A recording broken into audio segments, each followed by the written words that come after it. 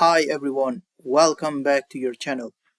I'm here with another tutorial from series of smart IoT system, and in this tutorial I would like to talk about how you can write the coding of ESP32, which can connect to the Wi-Fi and also can connect to Mqtt broker. So if you are interested in this topic, please stay with me until end. Okay, if you are just now watching this video, I already had some other videos, which we can say the series of the video, and please watch those videos to understand about this process. But in this video, we just focus on ESP32. In this regard, if you want to connect with the Wi-Fi, then you have to apply for some library. So the library is Wifi.h, which is the library for connecting to Wi-Fi. Then you would need to have the this library. This library actually is good for connecting with the Mqtt broker. So you need this library very easily. You have to, if you are using the Arduino IDE, just go to Sketch and go to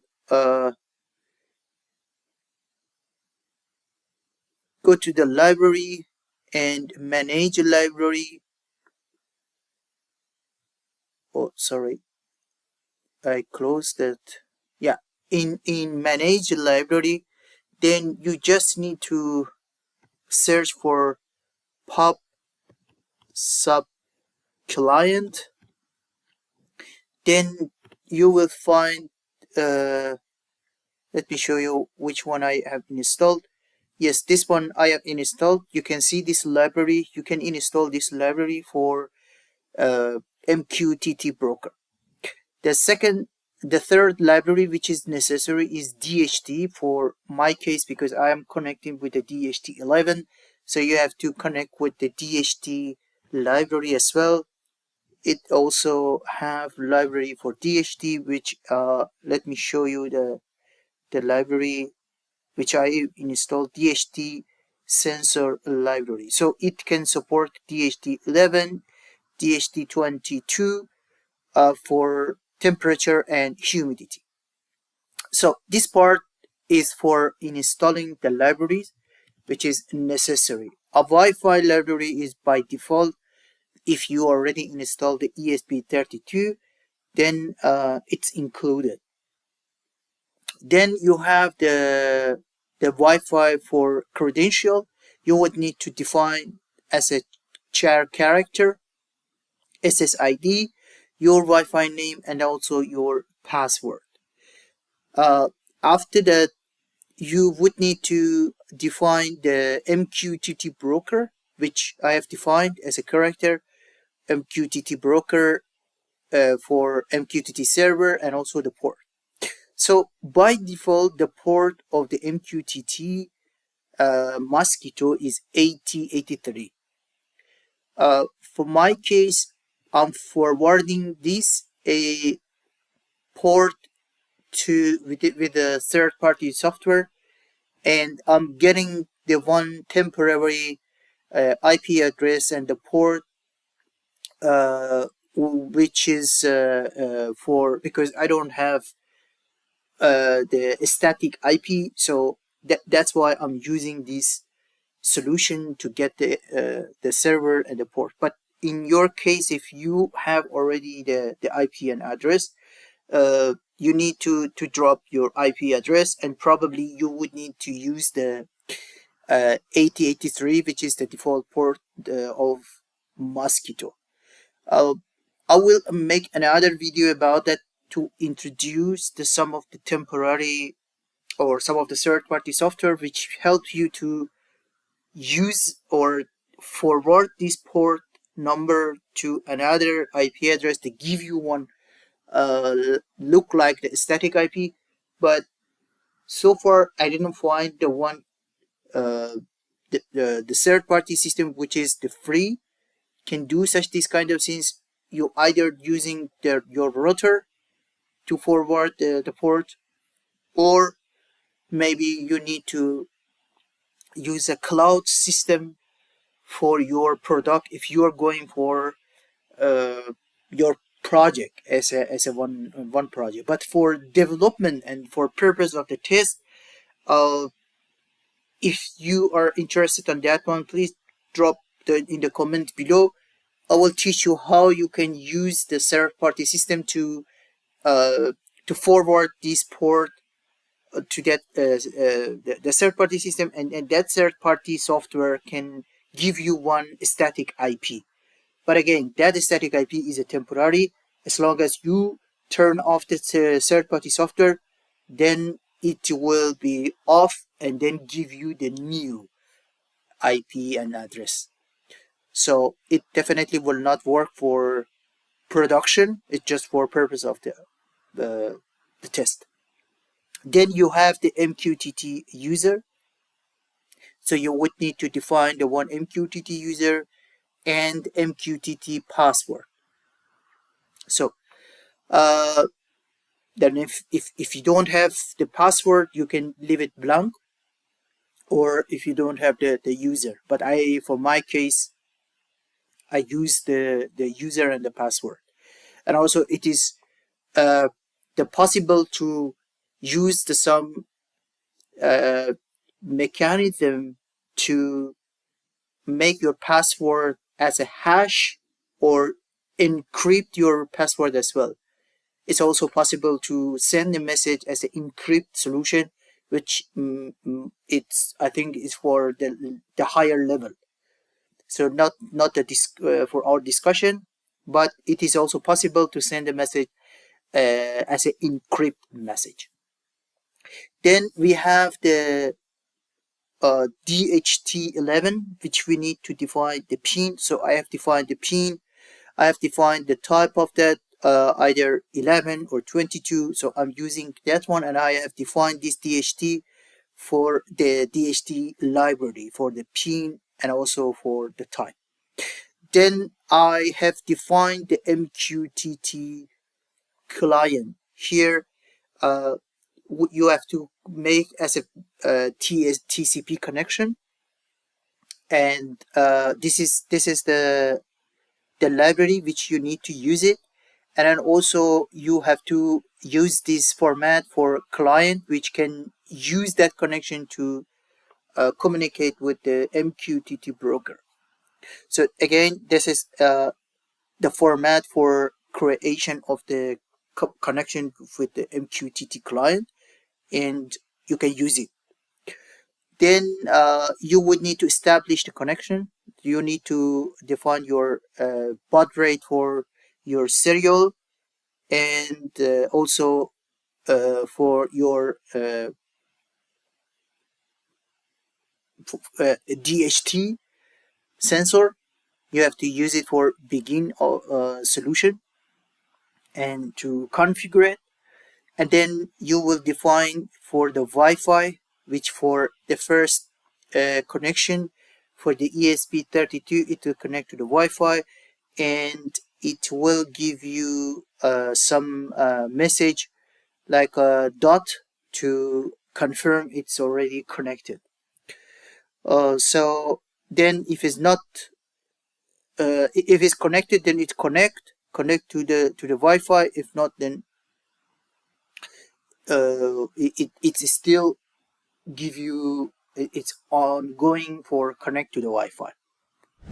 So here this Mqtt sorry, it's already connected, and then here it try to connect with the Mqtt. First connect to Wi-Fi, then try to connect with Mqtt with the server and IP and a port.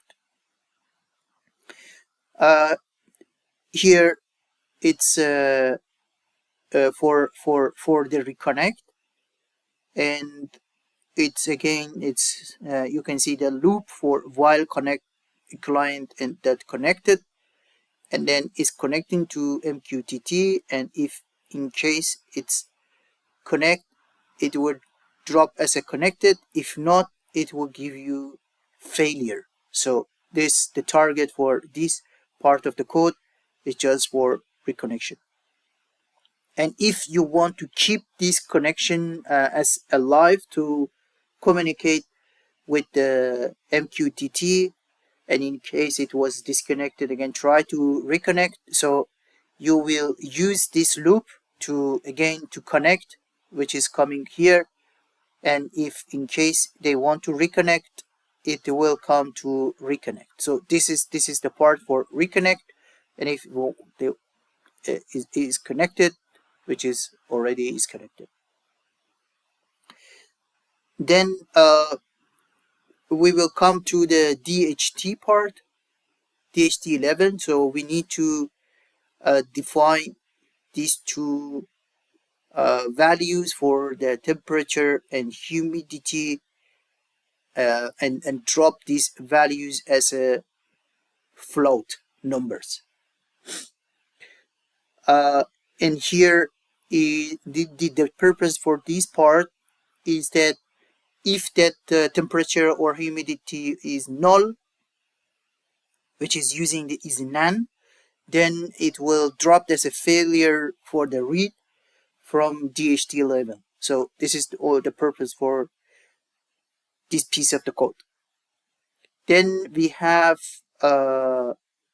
for publish data to Mqtt topic. And why we should have this? Because Mqtt publish the data as a text, and we already have as a float number.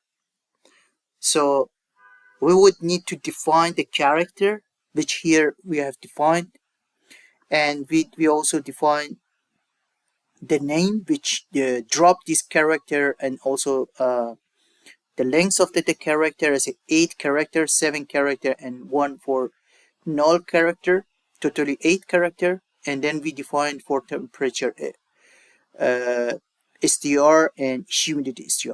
So these two values for gathering the data for as a text.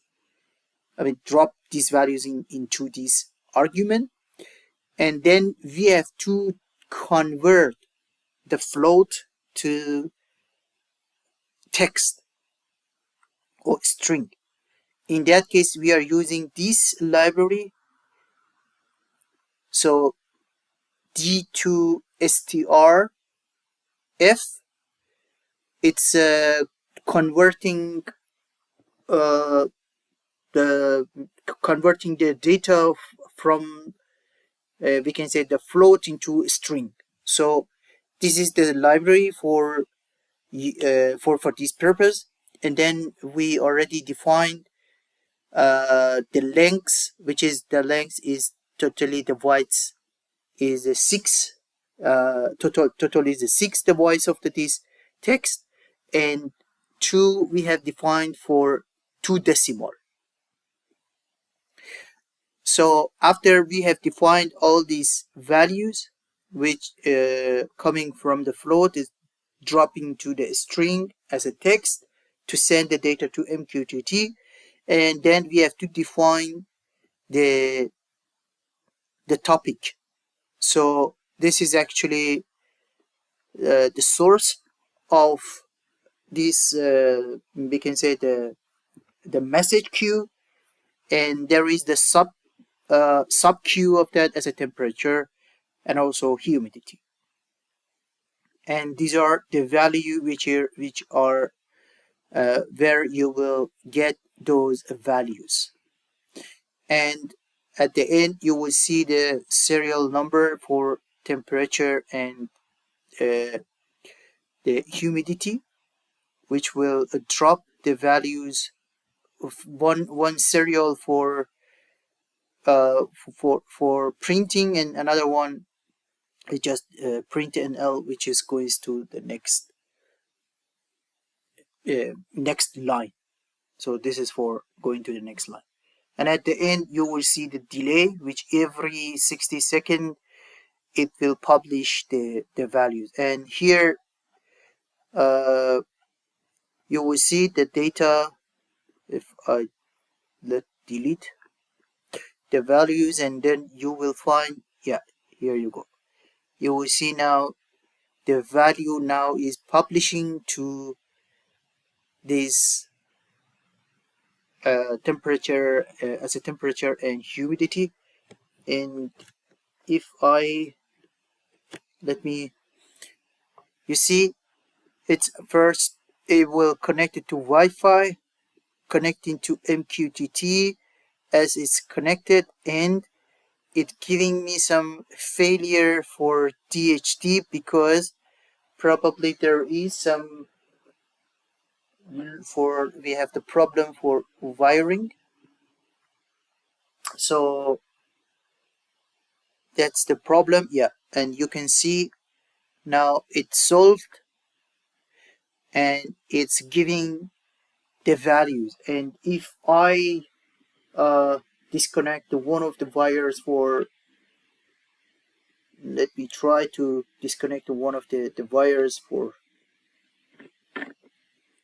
getting the data, and then you see it's already giving me the failure for reading the DHT. And if I connect, it gives me the values. Okay, we already finished this part, and the next step is to get the data as a one server for the Mqtt, and then publish this data to Flux in Influx DB. And then the next after that, we would need to get the data from Influx DB and show it in front end. Thank you for watching this video. Please stay tuned for upcoming video to explain about the next step.